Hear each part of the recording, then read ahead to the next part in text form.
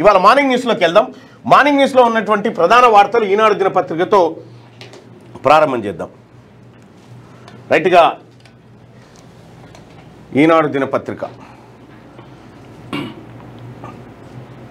రణరంగంలోకి America, Iran అణు కేంద్రాలపై శక్తివంతమైన B-2 బాంబర్లతో దాడి, ఫోర్డో అణుశుద్ధి కేంద్రంపై బంకర్ బాస్టర్ బాంబులు, సంతాజ్ ఇస్ఫహాన్లపై తొమహాక్ క్షిపణులట, ఆపరేషన్ మిడ్ నైట్ హ్యామర్ పేరుతో దాడులు, 40 క్షిపణులతో ఇజ్రాయెల్పై ఇరాన్ ప్రతిదాడి, బౌలా వార్ హెడ్లు ఖురామ్షాహర్ 4 ప్రయోగం, దద్దరిల్లిన ఇజ్రాయెల్, పలు భవనాలు నేలమట్టమైపోయినట.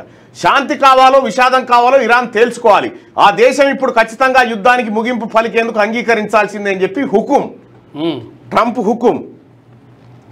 శాంతించాలని ప్రపంచ దేశాల పిలుపు, చర్చలకు తావే లేదన్న ఇరాన్, ఆ దేశ అధ్యక్షుడు పెజెస్కియాన్తో ఫోన్లో మాట్లాడిన ప్రధాని మోడీ, ఉద్రిక్తతలు తగ్గించుకోవాలని సూచన, హార్ముజ్ జలసంధి మూసివేతకు ఇరాన్ యోచన, రవాణాపై ప్రభావం పడే అవకాశం.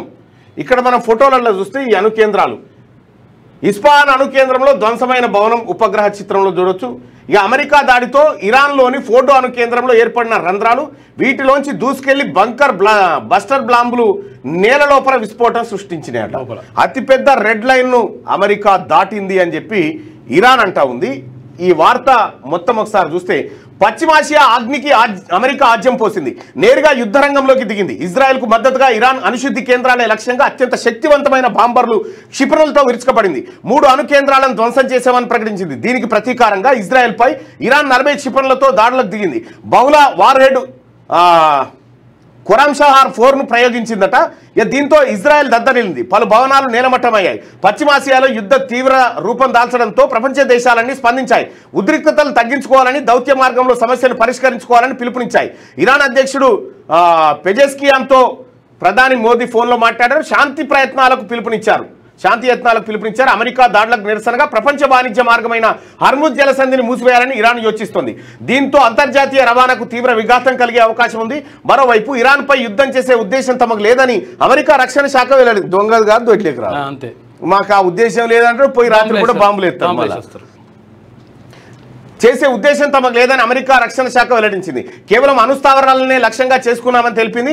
నాయకత్వాన్ని మార్చాలనే ఆలోచన లేదని రక్షణ మంత్రి పీటర్ గెక్సెత్ స్పష్టం చేసినట.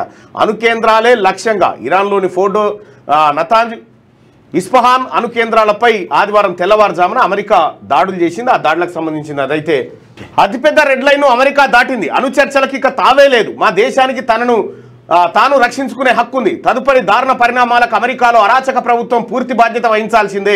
మా అణుస్థావరాలపై దాడులు చేయడం ద్వారా అతిపెద్ద రెడ్ లైన్ అమెరికా దాటింది. నేను రష్యా రాజధాని మాస్కోకు వెళ్తున్నా, ఆ దేశ అధ్యక్షుడు పుతిన్తో చర్చిస్తా అని చెప్పి ఇరాన్ విదేశాంగ మంత్రి అబ్బాస్ అరాగ్చి స్టేట్మెంట్ ఇచ్చిండు. అతిపెద్ద లైన్ను అమెరికా రెడ్ లైన్ను క్రాస్ చేసింది, అమెరికా మూల్యం చెల్లించుకోవాలని చెప్పి ఇరాన్ చెప్తా ఉంది. ఈ హెచ్చరికలు, ఇటు ట్రంప్ హెచ్చరిక లొంగిపోవాల్సిందేనని, అటు ఇరాన్ హెచ్చరికలు చూస్తూ ఉంటే ఈ యుద్ధం ఇప్పట్లో ముగిసే పరిస్థితి కనిపించట్లేదు. ఇది తీవ్ర రూపం దాల్చే అవకాశం ఉంది. అనుకున్నంత అవుతుందా?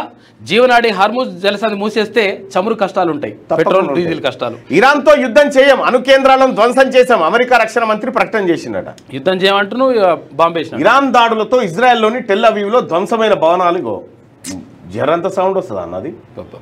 రాకెట్ ఏది మిసైల్స్ వచ్చి తాకుతుంటే కుప్పగూలిపోతా ఉన్నాయి చూడు. 6వ తరగతి నుండి 10వ తరగతి విద్యార్థులకు గొప్ప అవకాశం. ఏపీ, తెలంగాణ మరియు CBSE విద్యార్థులకు ఎలాంటి అడ్మిషన్ ఫీజు లేకుండా సంవత్సరానికి కేవలం 1000 రూపాయలకే IIT స్టాండర్డ్స్ తో ఆన్లైన్ ట్యూషన్స్ చెప్పబడును. 15 ఏళ్ల సుదీర్ఘ అనుభవం గల ఫ్యాకల్టీతో క్లాసులు నిర్వహించబడును. ఇప్పుడే ప్లే స్టోర్ నుండి ధర్మవాహిని యాప్ ని డౌన్లోడ్ చేసుకోండి. వివరాలకు సంప్రదించండి 7893051526. లేటెస్ట్ న్యూస్ తెలుగు మరియు ఇంగ్లీష్ అప్డేట్స్ కోసం ఇప్పుడే క్యూన్యూస్ అఫీషియల్ యాప్ ని ప్లే స్టోర్ నుండి డౌన్లోడ్ చేసుకోండి. సరికొత్త సమాచారాల కోసం క్యూన్యూస్ వెబ్సైట్ ని ఫాలో అవ్వండి. ఛానల్లో ప్రాంతీయ, జాతీయ, అంతర్జాతీయ వార్తలు వీక్షించండి. లైక్ చేయండి.